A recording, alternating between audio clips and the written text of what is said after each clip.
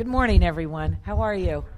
It's great to see you. There's so many longtime friends I see in the audience, and I didn't get to see everyone. But this is very exciting to have this room filled with constituents that care so deeply about this issue. So I want to begin by thanking Paul George. I want to also acknowledge the marvelous remarks, how highly instructive both Peter Schurman and Ted Nace have been. I want to acknowledge all of the organizers. As Paul said, this started at a meeting in my office of a coalition of individuals representing, their respective organizations. And I said, well, why don't we do a town hall meeting so that people can come in from the community? And here we are today. But I didn't do the organizing, they did. So bravo to the organizers. If this can be organized here, then we can organize the country and change the system. I also want to acknowledge a longtime dear friend, former mayor of Palo Alto, served on the Palo Alto School Board, went on to serve at the County Board of Supervisors here in Santa Clara County, went to the state legislature, served in the Assembly, in the state Senate, and now happily has come home and is on the Board of Supervisors, Joe Simitian. Joe, thanks for being here. Thanks for being here. And I understand another former mayor of Palo Alto is here, Peter Dreckmeyer. Where's Peter? I didn't see him. There you are. And everything good, Peter is there. And I understand that Claude Ezran, the chair of the Palo Alto Human Relations Commission, is here. Thank you very much for your service. Let me just make a few quick comments before I get into what I wrote out on this very broad subject of where we are. I think the ground has been covered very well in terms of the histrionics of it, how we got to where we are today, this mess that we're in today. By saying to you that you all know that I do telephone town hall meetings, and I've been doing them for some time. I think I was the first member of Congress to begin the telephone town hall meetings. They're extraordinarily popular, and the smallest number of people, and we either cluster communities or do one large community in terms of the outreach. But the smallest number of people calling in is around 7,000. And it goes up to 9,800. Imagine that in terms of the interest. This topic of Citizens United, I mean, people know the case, and in every single telephone town hall meeting, now that doesn't include the mail, emails, cards, notes, letters, faxes, people talking to me in the community, people coming to meet with me in my office. This issue comes up every single time. Every single time. So there is broad and deep interest.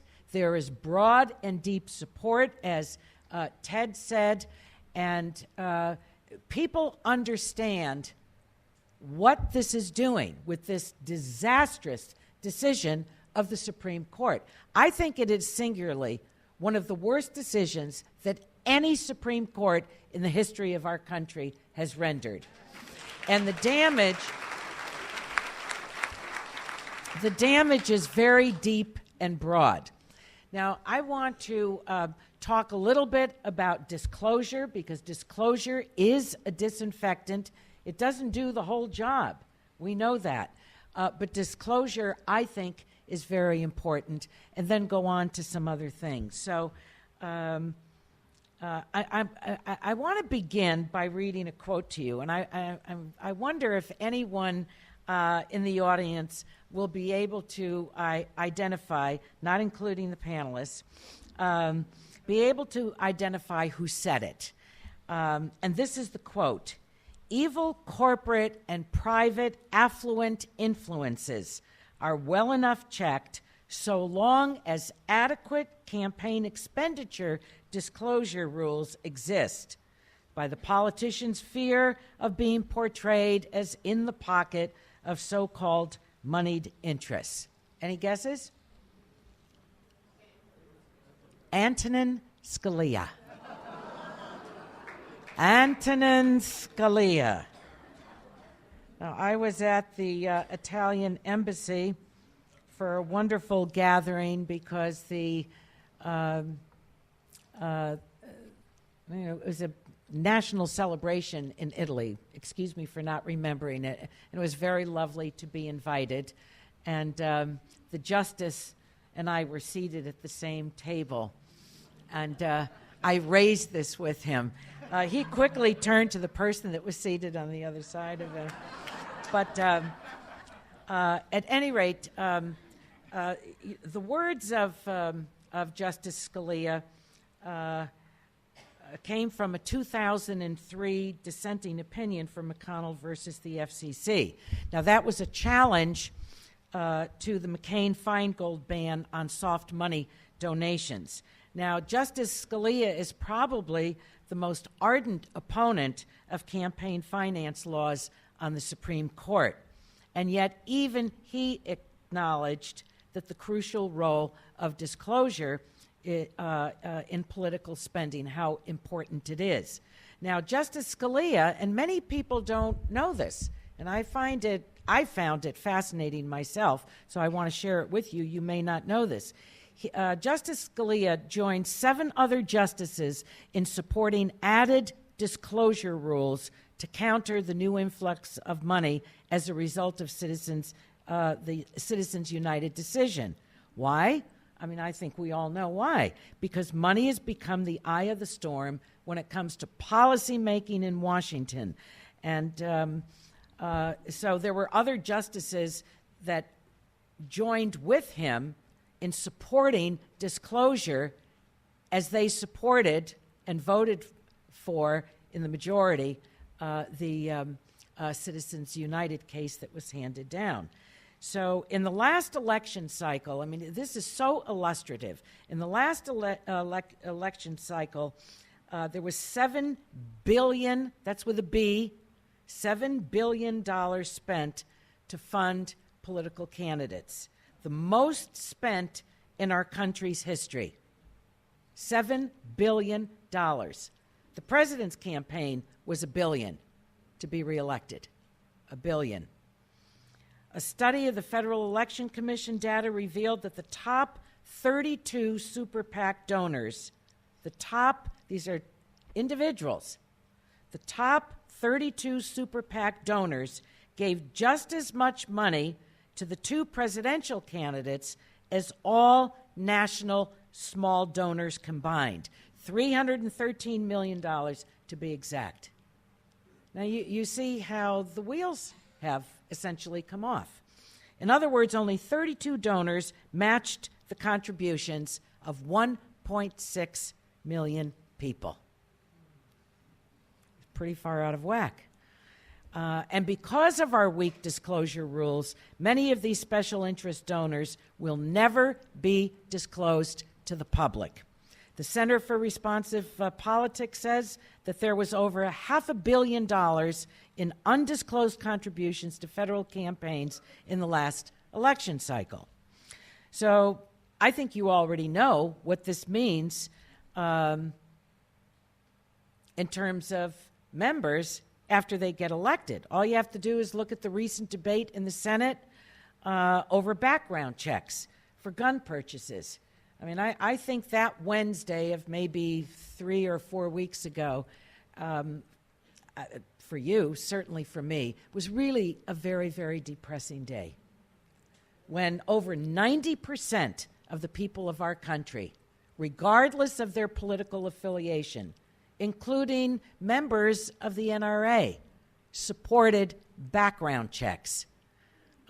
No one's going to convince me that those votes reflected the fear of members understanding that big money would come after them in their next election cycle. I mean, it just is, to me, I think it's just as clear as day. So obviously, this isn't democracy at work for the people. But listening to Peter and to Ted, we know that we can fix it because our Constitution allows for it. Now, the good news is that between the last Congress, the 112th Congress, and now the 113th, there are some 13 constitutional amendment pieces of legislation that have been introduced.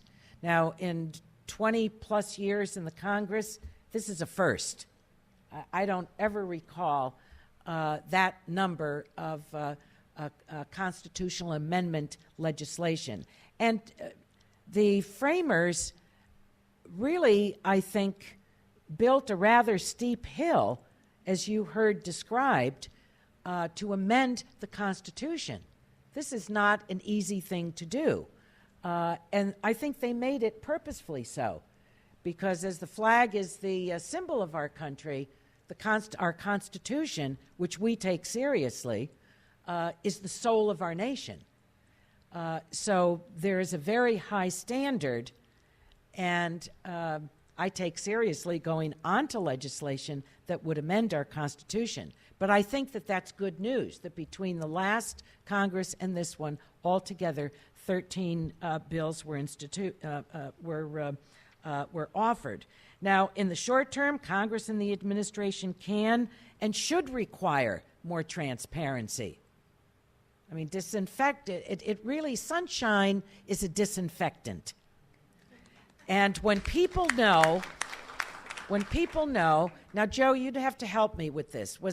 What proposition was it a handful of years ago that was on the ballot in California that was the campaign against, well, it was a campaign to undo the higher clean air standards and emissions in California, whatever the number of that proposition was. But that it was Prop 23. Okay, all right.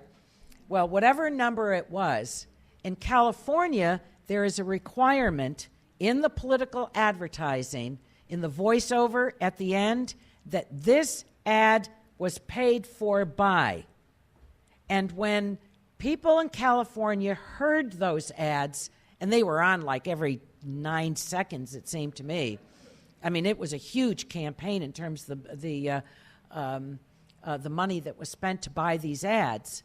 But when people heard who paid for them, the oil companies, you really didn't need to have a campaign to counter their campaign. People got it right away. So when I say disclosure is powerful and it is a disinfectant, it is. It can and it does work. So I think that we really need to have more transparency in political spending, and there are a number of ways that we can achieve this goal. Now, right now, there is this huge controversy about the IRS, and the findings, obviously, are troubling. I don't think anyone can defend something that's indefensible, and I think it's very important for Congress to have the oversight hearings on a bipartisan basis. There's outrage. The IRS is a very, very powerful agency. So whether you're left, right, or center matters not. That is not the business of the IRS to be delving into that. But this controversy, I think, goes beyond mismanagement in the Cincinnati office. It's also about the outcomes of Citizen United and how big donors and corporations can hide their political spending through sham nonprofit organizations. Now, here's something that's very interesting. Going back to the Eisenhower administration, the 501c4 exemption in the tax code read in the following way: civic leagues or organizations not organized for profit but operated exclusively for the promotion of social welfare. Exclusively, all right?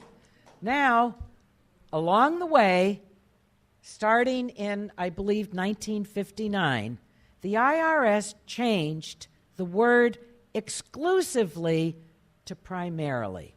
So what does this mean? What does this mean? Layer on what Citizens United held, where money is speech, corporations are people, was figured out.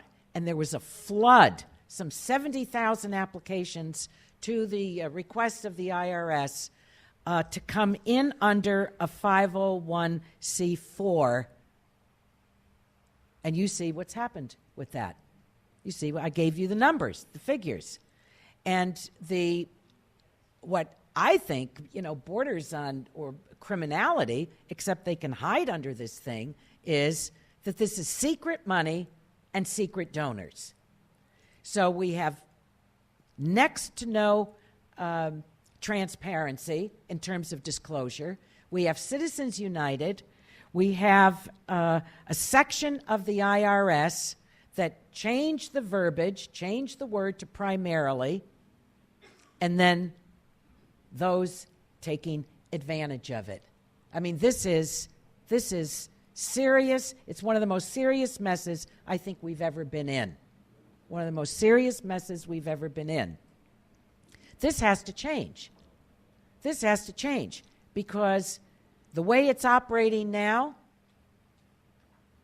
you, myself, and the taxes that we pay are subsidizing political activity in the country. I don't want my tax dollars to do that. If I want to donate to the Democratic Party, and I do, you want to donate to someone, that's terrific, but I don't think we should be subsidizing that with our tax dollars at all. I think it's just wrong. I don't care whether it's a labor organization, whether it's the Sierra Club, whether it's the Tea Party. I don't care who it is. I have to tell you, I don't want to subsidize them with my tax dollars, period. So this has to change. This has to change. It has to, the IRS, it's either the Congress that has to step in to change the words or that they instruct the IRS to go back to the original words in this. It's very brief. I read it to you. It's very brief, but that one word from exclusively to primarily. You're going to leave it to agents in Cincinnati or San Francisco or Miami or wherever they are to figure out what primarily means? You see what's happened. And, of course, they went overboard. I mean, when you read the questions that they were asking of people, anyone with common sense would know that it was just plain wrong. So we've got a problem there as well. Now, where are we going with this? I know that disclosure is a short-term fix. I do think it's important, and I've zeroed in on it. The committee that I'm on has jurisdiction over the Federal Communications Commission, the FCC, that has the authority to implement disclosure. Believe it or not, it's a huge fight with them. It's a huge fight with them. I launched, and thousands of people in this congressional district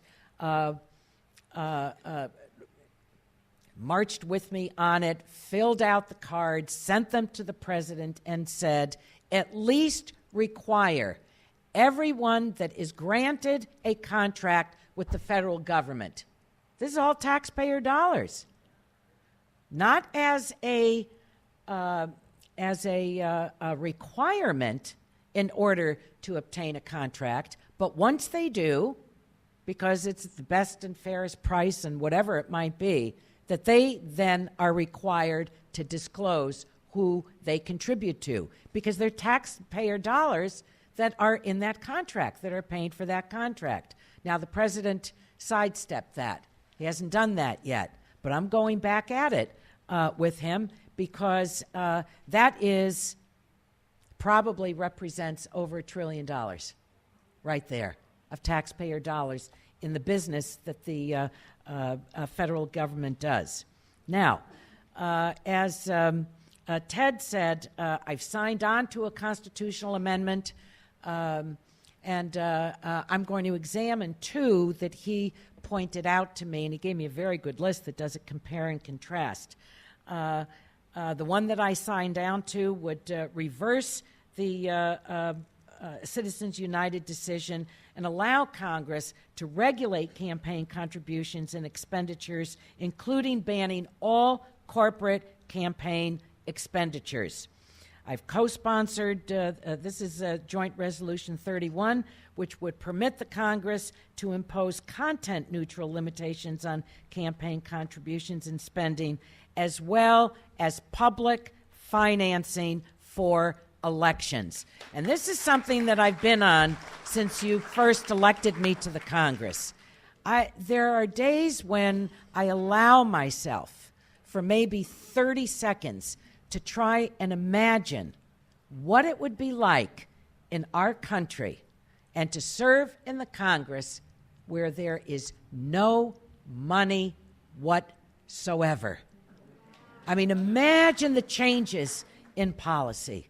Imagine the changes or the likelihood, the high likelihood of changes in Congress if there were not dollars attached to that. So I think we have to have transparency and disclosure because it is a disinfectant. It does cast sunshine on what's going on. But the ultimate change, lies with the power of people, with the citizenry of our country.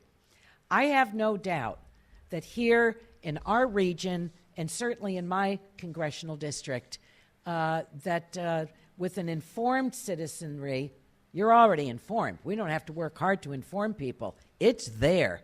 It's there. I know, in terms of people speaking to me over and over, people are worried sick about this. And along with that worry on the part of some is a sense of helplessness, that they don't count, that their vote doesn't count, that the system is beyond repair, and they always pose the question, is there anything that I can do as an individual citizen about this? I mean, there's almost a pleading in their voice about it. And I'm not saying this to be melodramatic. I'm conveying to you what has been shared with me. So a constitutional amendment is really the clearest path to overturn Citizens United. And so we need to be united in doing this. I think today is a great start. I mean, on a gorgeous Saturday where people could be doing 1,001 other things, farmers market included. You can go tomorrow, too, though. I think that is the path forward. So I want to thank the original group that came to my office.